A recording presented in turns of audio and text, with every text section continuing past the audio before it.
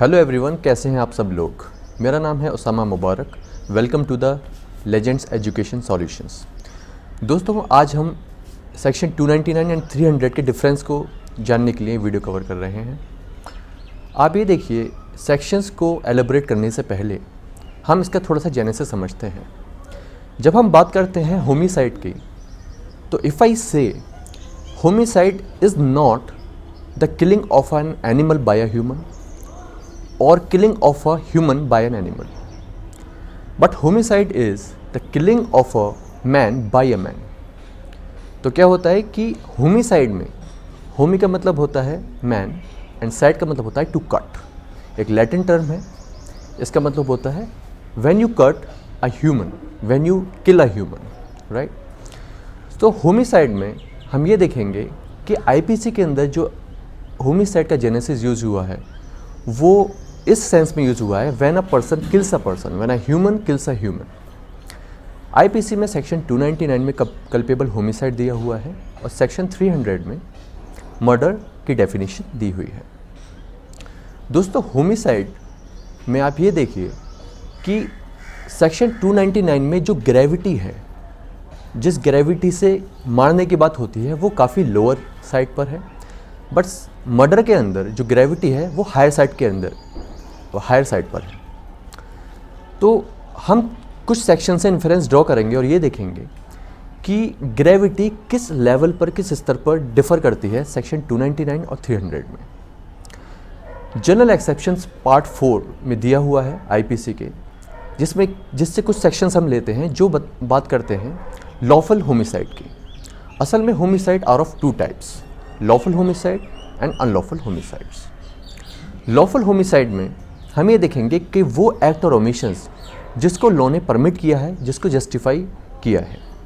Section 78 of IPC, जिसमें hangman होता है, वो कोर्ट के ऑर्डर का कंप्लायंस करता है और वो फांसी लगाता है। तो उसका एक्ट जो है, जब वो फांसी लगाता है, लीवर को पुल करता है और फांसी लगा देता है, तो उसका एक्ट जो है जस्टिफाइड है। But in section 82 if you see, there is a concept of doli in capax. A child who is 7 years of age or who is under 7 years of age, his act or omission is justified by law. He is incompetent to make an intention to commit a crime. 7 साल का बच्चा हो या 7 साल के से नीचे का बच्चा हो, अगर वो कोई एक्ट करता है, कोई क्रिमिनल एक्ट करता है, तो उसका एक्ट को फॉरगिव किया गया है जनरल एक्सेप्शन में। उसके एक्ट को एक क्राइम नहीं माना गया है। उसकी वजह यह है कि लॉ ये मानता है कि एक चाइल्ड जो 7 साल का है या 7 साल से नीचे का है, he is not able to form an intention. उसकी इतनी कॉम्पिटेंसी ही नहीं है कि वो एक इंटेंशन फॉर्म कर सके और वो ये चेक कर सके अपने ऊपर कि जो वो एक्ट करने वाला है उसके कॉन्सिक्वेंसेस पॉजिटिव होंगे या नेगेटिव होंगे। तो ये एक्सेप्शन सेक्शन 82 में दिया हुआ है। तो जो 82 की बात मैंने अभी करी, सेक्शन 78 की बात करी हैंगमैन की, तो these are the acts justified by law और इनको ही हम लॉफुल होमिसाइड कहते हैं। क्योंकि आप देखिए कि जब हैंगमैन किसी को लटका रहा है तो वो भी, उसको पता है कि वो जो करने जा रहा है उसका एक्ट का रिजल्ट ये होगा कि वो किसी को मार देगा, इंसान फांसी पे लटक जाएगा, बट दैट इज़ एग्जेम्प्टेड, तो that is lawful homicide. Similarly section 82 में एक चाइल्ड का एक्ट और ओमिशन भी लॉफुल होमिसाइड होता है। अब बात करते हैं अनलॉफुल होमिसाइड की। आप ये देखिए, सेक्शन 304 ए में रैश एंड नेग्लिजेंट एक्ट की बात हुई है। अगर कोई इंसान एक ऐसा एक्ट करता है कि वो दूसरे इंसान की डेथ कॉज कर दे, तो ऐसा एक्ट अनलॉफुल होमिसाइड में आएगा। क्योंकि when you have an intention which is evil intention, which is malicious intention, and you know the consequences of that act, then you obviously and certainly committing a wrongful act और वो laws को penalise करता है। दोस्तों, आप ये देखिए कि जब हम डिफरेंस की बात करते हैं 299 और कल्पेबल होमिसाइड और मर्डर के अंदर, जब आप इसकी डेफिनेशंस को पढ़ेंगे तो 299 में नॉलेज की बात हुई है कि, और एक वर्डिंग ये लिखी हुई है कि when a person commits an act or does an act with the knowledge that he is likely to commit an act or commit a crime. और मर्डर में बात हुई है कि when you commit an act, when you do an act which is likely to cause the death of a person, with such intention that the person will ultimately be killed. तो दोनों की definitions को अगर हम balance करें और compare करें तो ये देखने को मिलेगा कि इन दोनों ही डेफिनेशंस में ग्रेविटी का डिफरेंस आता है। आप मर्डर के फर्स्टली, सेकेंडली, थर्डली जो पॉइंट्स दिए हुए हैं उनको अगर देखेंगे तो इनकी एक एक वर्डिंग पे अगर हम ध्यान दें तो ये देखने को मिलेगा कि जैसे एग्जाम्पल के तौर पे सेकेंडली में मर्डर के लिखा हुआ है कि when the offender knows that his act is going to be very evil, is going to be such that he will certainly be committing a crime, और जो वो एक्ट करने वाला है उससे सामने वाला इंसान मर ही जाएगा इन एवरी प्रोबेबिलिटी। तो डेफिनेशन में ही एक क्रक्स ऐसा हम ड्रॉ कर सकते हैं, एनालॉजी ड्रॉ कर सकते हैं कि ग्रेविटी ऑफ मर्डर जो है वो ज़्यादा है। आप और भी पॉइंट्स आगे देखेंगे मर्डर 300 में तो उसमें दिखेगा कि एक इंसान एक ऐसा एक्ट कर रहा है। अब एक इलस्ट्रेशन से समझ लेते हैं कि मैं किसी इंसान को मार रहा हूँ और मैं इंसान को एक बार चाकू मारा, वो मर गया, लेकिन मैंने दूसरे केस में कम से कम 10 बार चाकू को सीने के अंदर पेनिट्रेट किया। तो श्योरली हमें ये डिफरेंस देखने को मिलेगा कि जब मैंने 10 बार मारा तो उसमें मेरी इंटेंशन ज़्यादा थी, मैं ज़्यादा कन्विक्शन था मेरे अंदर कि मैं उस इंसान को मारना ही चाह रहा हूँ इन एवरी पॉसिबिलिटी। ये मर्डर के अंदर आएगा। बट कल्पेबल होमिसाइड में हम देखेंगे कि इंटेंशन उस इंटेंस लेवल पे नहीं होती कि ये हम ड्रॉ कर सके कि इंसान मारना ही चाह रहा है, ऐसा नहीं होता। जुडिशियल एग्ज़ाम्स को अगर कंसिडर करें तो बहुत ही landmark judgement R versus Govinda का केस सामने आया। इस केस के फैक्ट्स को देख लेते हैं। जुडिशियल एग्ज़ाम्स के मद्देनज़र रखते हुए भी ये बहुत रेलिवेंट है, हमें जानना चाहिए। और इससे कोर्ट ने एक क्लियर डिफरेंस बताया है सेक्शन 299 और 300 में एग्जैक्टली डिफरेंस है क्या। इसमें क्या होता है कि एक हस्बैंड अपनी वाइफ को मारता है, वो इस तरह से मारता है कि जब वो उसको एक बिलो देता है तो वो गिर जाती है और अपनी फिस्ट से उसके पंचेस मारता है उसकी बैक पर। जब वो पंचेस मार रहा होता है तो वो पंचेस इतने इंटेंस नहीं होते, इतने ग्रेविटी के नहीं होते कि वो उसको किल कर दें। बट अगेन वो अपनी वाइफ को पलटता है, उसको टर्न करता है और अपना नी, राइट नी उसके ब्रेस्ट पे रखता है और फिर उसके फेस पे बिलो देता है, 3-4 बिलो देता है बहुत ज़्यादा इंटेंसिटी के।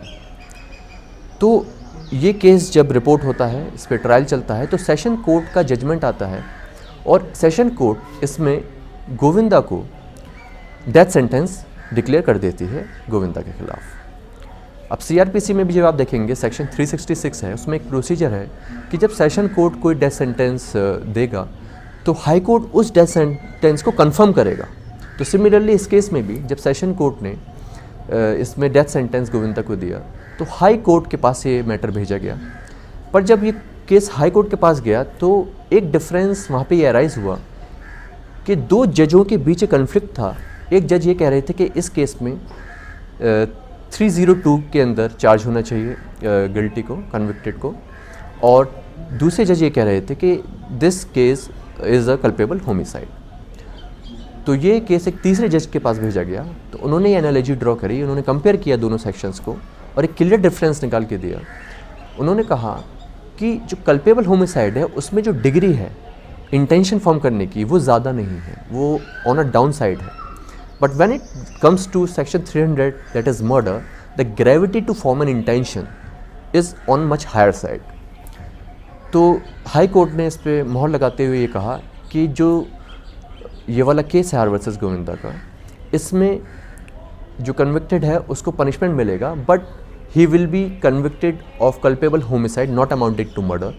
सेक्शन 304 के पार्ट फर्स्ट में इनको चार्ज किया जाता है और उनको 7 ईयर्स का ट्रांसपोर्टेशन फॉर लाइफ सज़ा दी जाती है।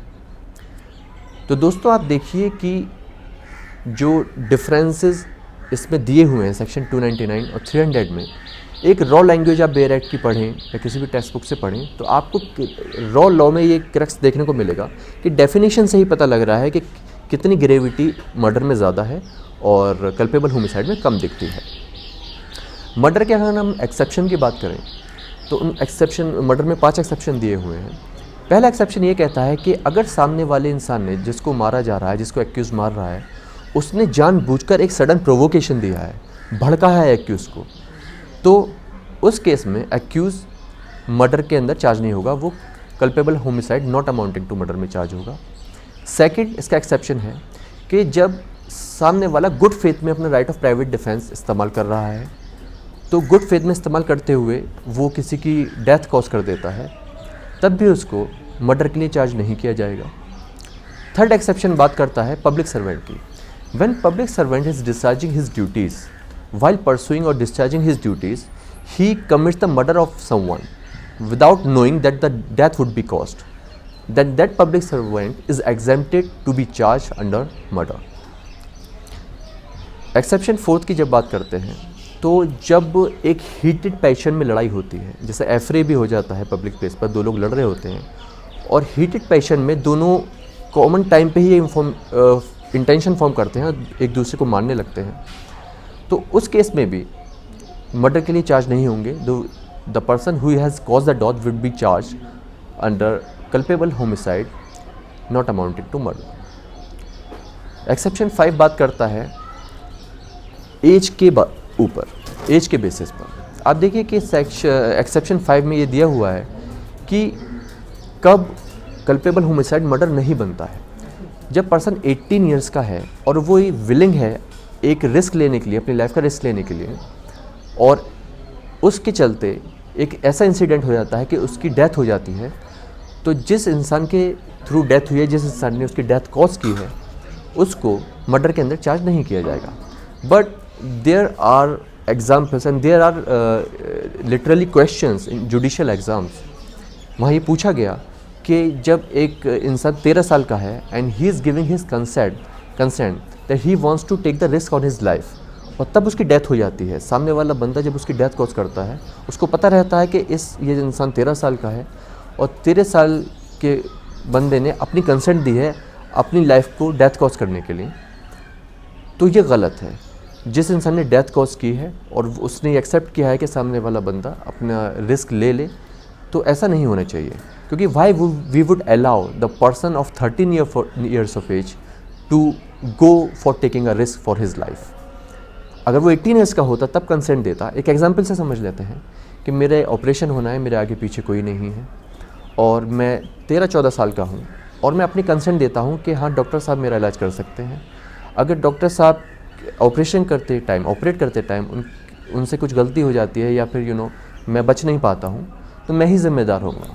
और डॉक्टर को ये पता है कि ये इंसान 18 साल का नहीं है, मेजर नहीं है, बालिग नहीं है, 13 साल का 14 साल का महज लड़का है, अपनी रजामंदी दे रहा है, तो ऐसी कंसेंट लीगल कंसेंट नहीं है, because your consent is valid when you attain 18 years of as.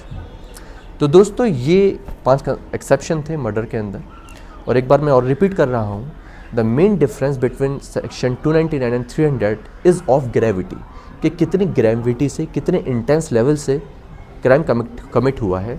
Section 300 में जो सज़ा दी जाती है उसमें मेजर किया जाता है कि ग्रेविटी ऑफ ऑफेंस क्या थी, और सेक्शन 299 में कल्पेबल होमिसाइड में इंटेंशन का तो रहता ही है रोल, नॉलेज का भी रहता है, पर gravity of offence is not there. जैसे एक एग्जांपल, एक इलस्ट्रेशन काफ़ी फेमस है 299 का, कि एक इंसान ने किसी दूसरे इंसान को प्रोवोक किया कि आप झाड़ के पीछे के इंसान को मार दें, और वो इंसान श्रब्स के पीछे, झाड़ के पीछे उस इंसान को मारने लगता है। सडनली उसका गन पॉइंट दूसरे डायरेक्शन में टिल्ट हो जाता है, वो दूसरे इंसान को मार देता है। तो हालांकि जिस इंसान की अल्टीमेटली डेथ हुई है उसका ये मकसद नहीं था डेथ कॉज करना, पर पहले वाला इंसान बच जाता है। तो उस पर gravity of intention lower side पर है, इसलिए ही मर्डर को ज़्यादा ग्रेविटी दी जाती है कि जब मर्डर होता है तो उसमें एक्यूज श्योर होता है क्राइम करने के लिए, बट कल्पेबल होमिसाइड में ये केस नहीं है। तो दोस्तों इस वीडियो को देखने के लिए बहुत बहुत धन्यवाद। इस वीडियो को बार बार देखिए और लाइक एंड शेयर और सब्सक्राइब करना ना भूलें। थैंक्स।